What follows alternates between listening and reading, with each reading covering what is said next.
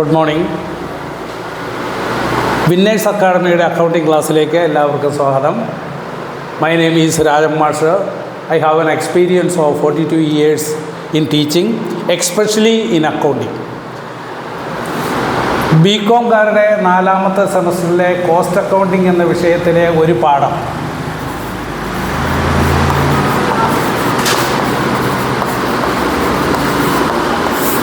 Service costing. പരീക്ഷയ്ക്ക് ഒരു 5 mark കൂടുതൽ ഇതിനകത്ത് ചോദിക്കാൻ സാധ്യതയില്ല.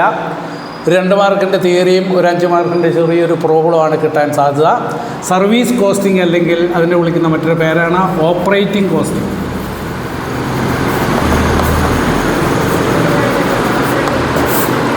Service costing is a method of costing adopted in industries or undertaking where they provide services to its members or common people. പൊതുജനത്തിന് സേവനം ചെയ്യുക എന്ന ഉദ്ദേശത്തോടു കൂടി പ്രവർത്തിക്കുന്ന സംരംഭങ്ങൾ ഫോളോ ചെയ്യുന്ന മെത്തേഡാണ് സർവീസ് കോസ്റ്റിംഗ് അല്ലെങ്കിൽ operating costing.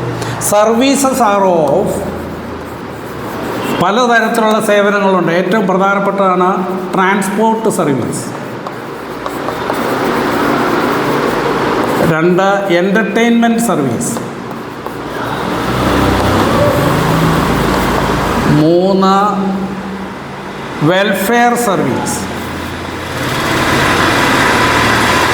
4 municipal service. 5 supply service.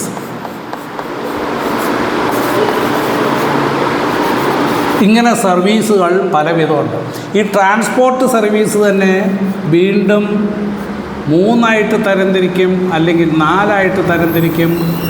Road transport, rail transport, water transport, air transport. Transport സർവീസുകൾ again subdivide to 4 subdivisions or subsidiaries called road transport, rail transport, water transport and air transport. ഇതിൽ നിങ്ങൾക്ക് ആകെ പഠിക്കാനുള്ളത് ഇത് മാത്രം, ഈ ഒരെണ്ണം മാത്രം, വേറെ ഒന്നും നിങ്ങൾക്ക് ഭാഗമാണ്. ഇനിയിപ്പോൾ എൻ്റർടൈൻമെൻറ്റ് സർവീസ് എന്ന് പറഞ്ഞാൽ സിനിമ, ഡ്രാമ, മിമിക്രി തുടങ്ങിയ വിനോദത്തിന്. വെൽഫെയർ സർവീസ് എന്ന് പറഞ്ഞാൽ ക്ഷേമപ്രവർത്തനം, അതായത് ഇപ്പോൾ മുനിസിപ്പൽ സർവീസ് പഞ്ചായത്ത് ചെയ്യുന്ന വെൽഫെയർ സർവീസ് എന്ന് പറയുന്നത് ക്ഷേമം, ഹോസ്പിറ്റല്, സിനിമ, അതൊക്കെ അതിനകത്ത് വരും വെൽഫെയർ സർവീസ്. മുനിസിപ്പൽ സർവീസ് എന്ന് പറഞ്ഞാൽ മുനിസിപ്പാലിറ്റി അല്ലെ പഞ്ചായത്ത് ചെയ്യുന്ന service, street lighting, road cleaning. Supply service എന്ന് പറഞ്ഞാൽ 3 തരത്തിലുള്ള സപ്ലൈ ഉണ്ട്. ഇലക്ട്രിസിറ്റി സപ്ലൈ, വാട്ടർ സപ്ലൈ, അടുത്തത് gas supply. Electricity, water, gas, ഇത് 3 മെമ്മറിയിൽ വയ്ക്കുക. ഇതൊക്കെയാണ് സർവീസസ്. ഇതിൽ റോഡ് ട്രാൻസ്പോർട്ടാണ് നമുക്ക് പഠിക്കാനുള്ള.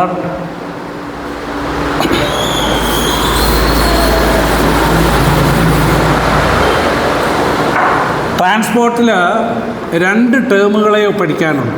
ഒന്ന് കോസ്റ്റ് പെർ കിലോമീറ്റർ. 1 കിലോമീറ്റർ ദൂരം ഒരു വണ്ടി ഓടിക്കുന്നതിനുള്ള ചിലവ്, അതിനെയാണ് കോസ്റ്റ് പെർ കിലോമീറ്റർ.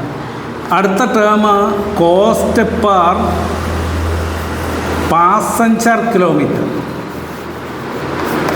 1 കിലോമീറ്റർ ദൂരം ഒരു യാത്രക്കാരനെ വഹിച്ചുകൊണ്ട് ഒരു വണ്ടി ഓടിക്കുന്നതിനുള്ള ചിലവിനെയാണ് കോസ്റ്റ് പെർ പാസഞ്ചർ കിലോമീറ്റർ.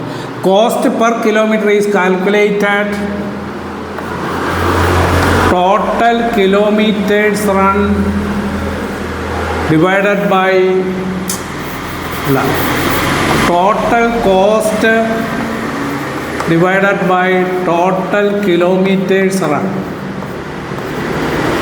ഒരു മാസം ഒരു വണ്ടി ഓടിക്കുന്നതിനുള്ള ആകെ ചെലവ്, അതാണ് ടോട്ടൽ കോസ്റ്റ്.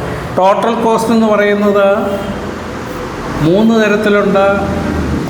സ്റ്റാൻഡിങ് ചാർജസ് അല്ലെ fixed charges, maintenance expense, running charges. വണ്ടി ഓടിച്ചാലും ഇല്ലെങ്കിലും സ്ഥിരമായി ഉണ്ടാകുന്ന ചിലവുകളാണ് standing charge. For example insurance, garage rent, godown തുടങ്ങിയൊക്കെ സ്റ്റാൻഡിങ് ചാർജ്. പിന്നെ ലൈസൻസ് ഇതൊക്കെ സ്റ്റാൻഡിങ് ചാർജാണ്. രജിസ്ട്രേഷൻ. മെയിൻ്റനൻസ് എന്ന് പറഞ്ഞത് ടയറ്, ട്യൂബ്, പെയിൻറ്റിങ്, ഓവറോളിങ് അതൊക്കെ മെയിൻ്റനൻസ്. റണ്ണിങ് എന്ന് പറഞ്ഞാൽ ഡീസല്, പെട്രോള്, ഡിപ്രിസിയേഷൻ തുടങ്ങിയവ റണ്ണിങ്. ഇത് മൂന്നോടെ കൂട്ടുന്നതാണ് ടോട്ടൽ കോസ്റ്റ്. ആ ടോട്ടൽ കോസ്റ്റിനെ ഒരു മാസം വണ്ടി ഓടിയ അത്രയും കിലോമീറ്റർ കൊണ്ട് ഹരിക്കുമ്പോഴാണ് കോസ്റ്റ് പെർ കിലോമീറ്റർ കിട്ടും. അപ്പോൾ ഇതിനകത്ത് total cost is equal fixed cost അല്ലെങ്കിൽ standing charge plus maintenance charge plus running charge. ഇതിലുള്ളത് ഏതൊക്കെയാണെന്ന് വെച്ചാൽ അതെടുക്കാം. ഇനി total kilometre is equal number of days into number of buses into number of trips into distance per trip. ഇതെല്ലാം കൂടെ ഗുണിക്കുന്നതാണ് ഒരു മാസത്തെ ഓടിയ കിലോമീറ്റർ.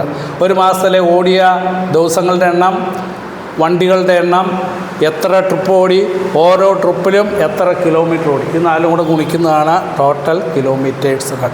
അടുത്ത term cost per passenger kilometre is equal, ഇവിടെയും total cost divided by total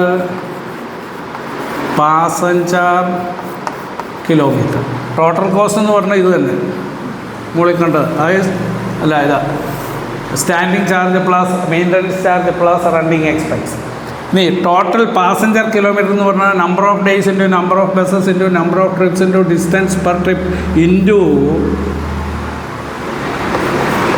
number of passenger carrying, that is capacity, into passengers run.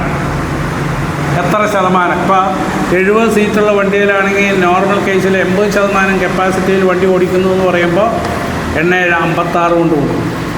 അതാണ് passenger capacity. ഇത് ഈ 5 ഗുണിച്ച് കിട്ടുന്നതാണ് ടോട്ടൽ പാസഞ്ചർ കിലോമീറ്റർ. ടോട്ടൽ കോസ്റ്റിനെ ടോട്ടൽ പാസഞ്ചർ കിലോമീറ്റർ കൊണ്ട് ഹരിക്കുമ്പോൾ cost per passenger kilometre കിട്ടും.